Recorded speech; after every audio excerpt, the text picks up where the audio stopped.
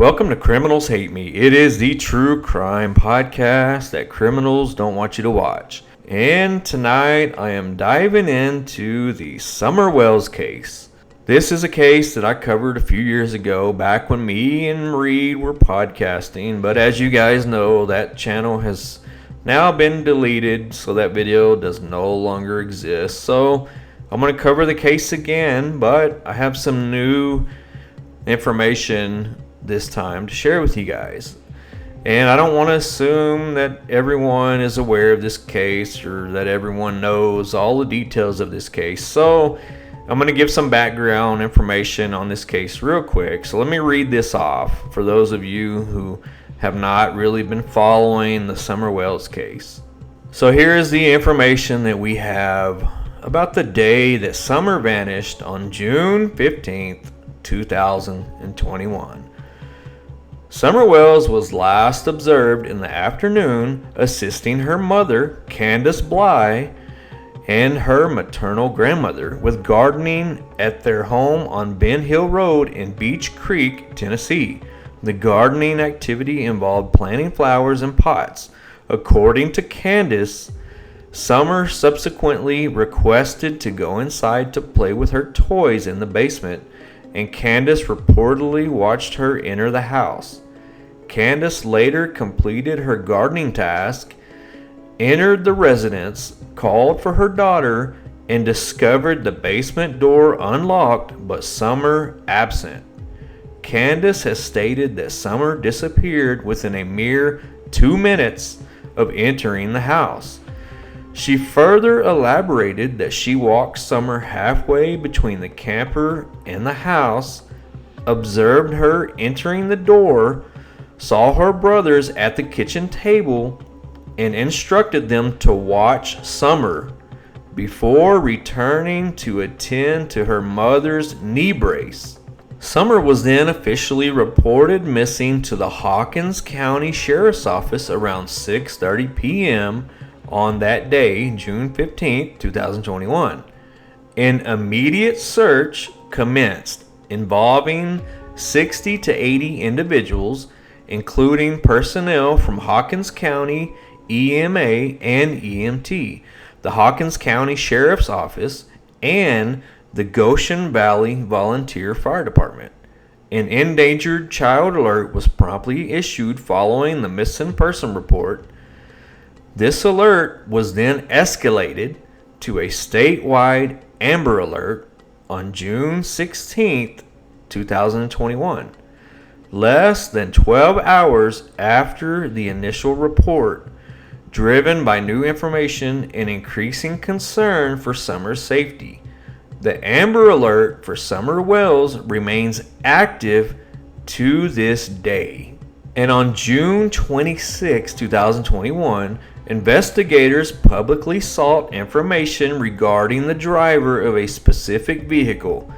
It was a 1998 to 2000 red or maroon Toyota Tacoma pickup truck, equipped with a full bed ladder rack and white buckets in the truck bed.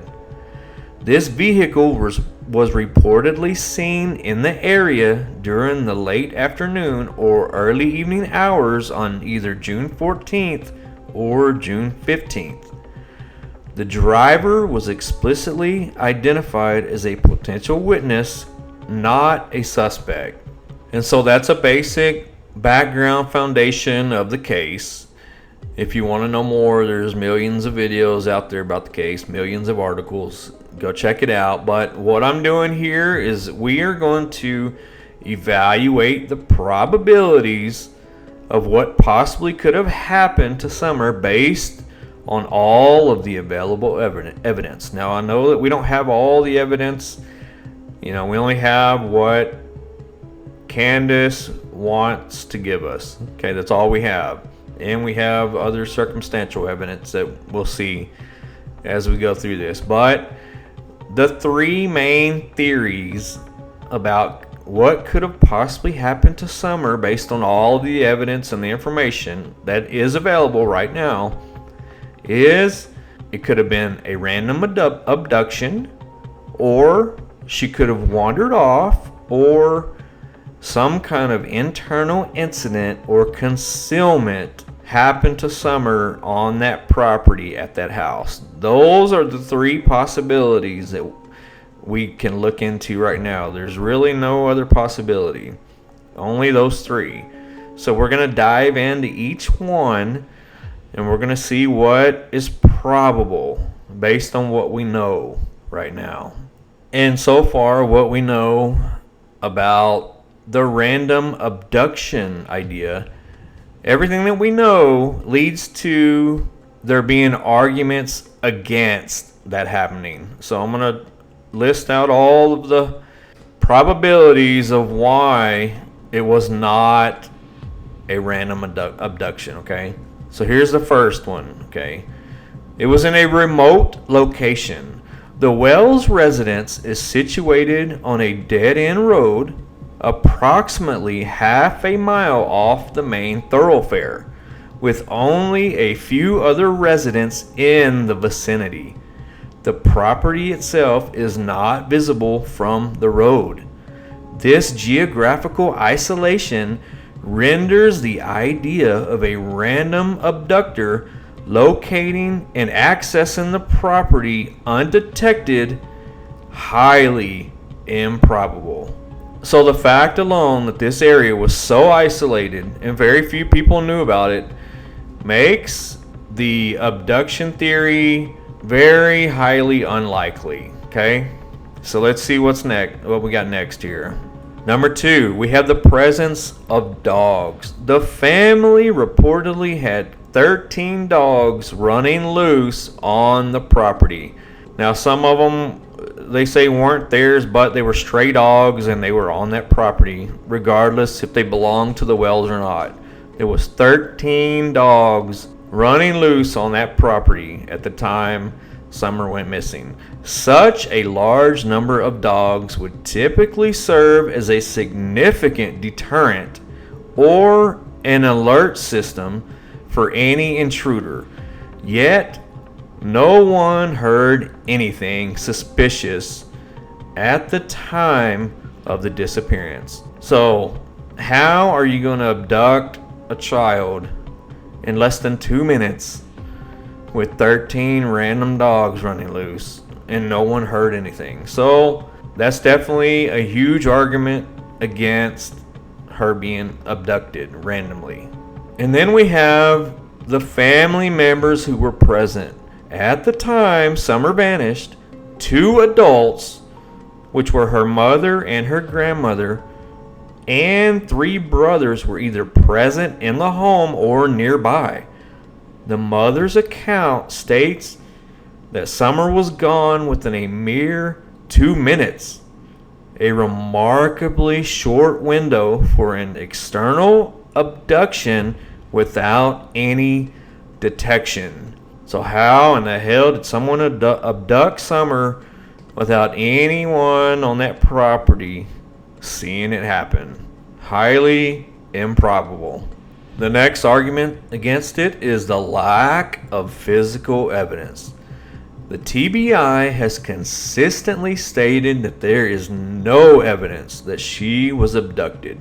No signs of forced entry, struggle, or external forensic evidence have been reported from the property or surrounding areas. And last but not least, we have the elusive witness truck. The red Toyota Tacoma, sought as a potential witness, has not been identified even to this day, meaning that there is no external corroboration or leads that have emerged from that avenue, further diminishing the likelihood of an observed external abduction. So basically, if she was abducted randomly from that area, someone should have seen something, and whoever was driving that red Toyota Tacoma has never came forward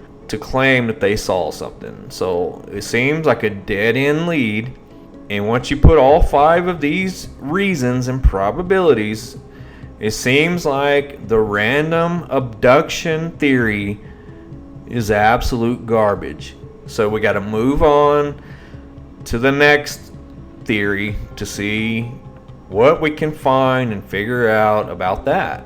So when looking at the arguments about the wandering off theory, that also has arguments that are against that idea. And there's two probabilities and pieces of evidence that are against wandering off. Okay, so number one is Summer's habits. The family has repeatedly stated that it is uncommon for her to walk into the brush and that she never wandered off without her mother. And Summer reportedly being scared of the woods due to the presence of bears and snakes. So there is no way in hell that Summer is going to go into those woods by herself because she's scared to death of bears and snakes. So that's the first piece of evidence that goes way against her wandering off on her own and getting lost out there. And then obviously the extensive searches that they've done. Over 3,000 acres of dense, rough terrain were searched multiple times by hundreds of trained personnel, including canine units and cadaver dogs, and they found nothing. While the terrain is challenging, the sheer scale and thoroughness of these efforts make it increasingly unlikely that Summer simply got lost within the immediate area and remains undiscovered. So, highly unlikely that all of these people and the dogs that searched 3,000 acres, it's highly unlikely that they missed Summer. So, the wandering off theory is also garbage. So, let's look at the third theory, because as you guys can probably assume, that is the most likely based on all of the evidence and information, since we have ruled out these first two. So to wrap this up, we have arguments that support that an internal incident or some type of concealment happened on the property at that house. And here's 4 different ideas that highly support that is what happened to Summer Wells. The first one is all of the conflicting family accounts of what happened that day. The inconsistencies in the mother's and brother's stories regarding Summer's last sightings are highly suspicious and suggest a lack of candor or a deliberate attempt to mislead everyone. So right there is a huge problem when Candus's story is different from the brother's story of what happened to Summer, like when they last saw her, where they saw her, etc., etc. Why is the mother's story different than the brother's? So that's a huge issue right there. And it supports that something happened on that property that Candus is covering up. The next one is the conversation, or whatever you want to call it, that happened between Candus and her oldest son, Josey. Okay? Candus's accusation to Josey, the reported exchange where Candus yelled, "What have you done?" at Josey, and his reply, "It's not my fault," on the day of the disappearance strongly points to an internal event or knowledge of an incident within the household. So something most definitely happened to Summer, and someone in that house knows. And in this example, Candus is pointing the finger at Josey. So did Josey do something to Summer? Was it some kind of accident? What did it involve? The stairs that go down to Summer's room? What in the world happened to Summer? And why did they cover it up? if it was just an accident? Why did they turn it into an abduction when it most likely happened right there in that house and they all know what happened?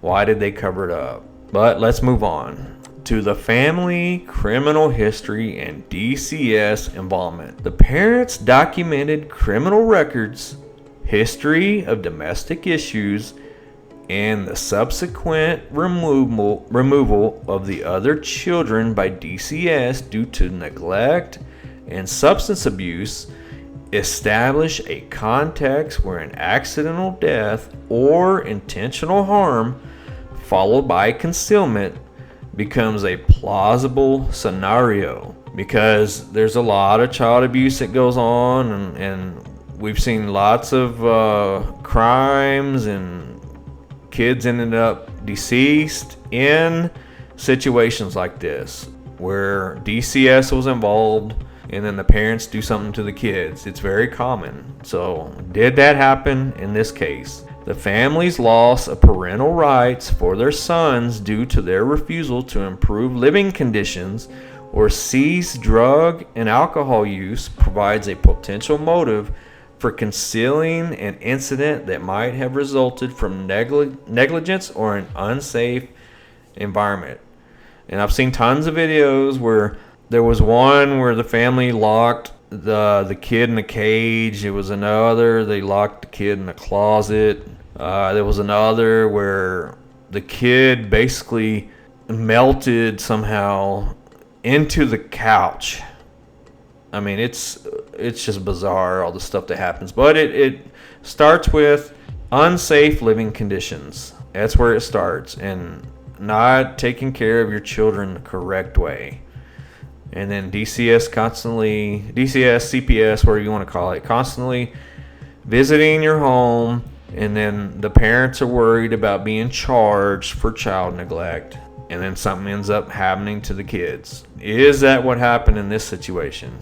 And last but not least, you have the parents' public statements. The parents' tendency to speak about Summer in the past tense, which is a huge red flag, and Candus's concern about her social media portrayal, where she was so concerned about how she was going to look and sound on social media to the public. It seems like she was more concerned about that than her missing daughter. That's another huge red flag. And Dawn's comment about seeing Summer eventually, but not in this life, suggests a possible acceptance of Summer's death or prior knowledge of her fate, rather than an active hope for her immediate return. So it seems highly likely that the parents know exactly what happened to Summer, and that they don't think they're ever going to see her again, and that Candus is more worried about how she looks on social media than worrying about her daughter's disappearance, which is a huge red flag. I think when you put all of these things together, I think that it most definitely supports that an internal incident happened on that property and they concealed it. But the question is, how did they do it? And the only possible way is that they had someone come to the property and take Summer's body away somewhere. I mean, that's the only possibility. And I think the dogs hit on that dog trail that led from the house on the hill down the dog trail to the road, and the scent ended there. So we know Summer would not run down that hill on her own because she was scared of snakes and bears. So if her scent was caught down that dog trail down the hill, then that means someone took her down there. And the sad reality is that Candus Wells knows exactly who took her. So it is time for Candus to tell the truth about Summer Wells. What happened to her and where is she? And let's get some closure to this case, because the idea that she wandered off is improbable And the idea that it was a random abduction is also not likely at all. It is more highly probable that something happened in those 2 minutes, or at least that's your claim that it was 2 minutes, but who knows how long it really was. But it's way more probable that something happened up at that house in that secluded area where nobody really knows where it's at because it's off of the road. So a stranger's not going to come up there. So it's very likely and highly probable that Candus Wells knows what happened to Summer. So you guys let me know what you think about my presentation here tonight, and if you think that I am right. And I'll catch y'all later.